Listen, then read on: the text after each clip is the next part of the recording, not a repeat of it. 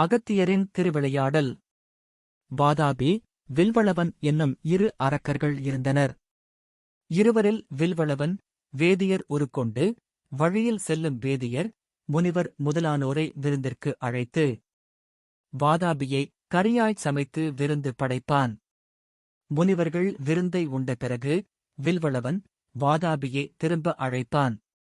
உடனே வாதாபி, விருந்தை உண்ட முனிவர்கள் வயிற்றைக் கிழித்து, வெளியே வருவான். அதனால் விருந்தை உண்டவர்கள் இறந்து போவார்கள். இவ்வாறாக இவர்கள் இருவரும் பல முனிவர்களைக் கொன்று வந்தனர். முனிவர்கள் இதனை அகத்தியரிடம் முறையிடவே, அகத்தியர் ஒரு நாள் அவர்களிடம் விருந்துண்ண சென்றார். வில்வளவன் உணவு படைத்துவிட்டு, அகத்தியர் வயிற்றிலிருக்கும் வாதாபியை கூப்பிட, அகத்தியர், வாதாபே ஜீர்ணோ பவ என்று வயிற்றைத் தடவினார். வாதாபி அகத்தியரின் வயிற்றினுள்ளே இறந்தான். நிலைமையை அறிந்து வில்வளவன் அகத்தியரிடம் மன்னிப்பு கோரினான்.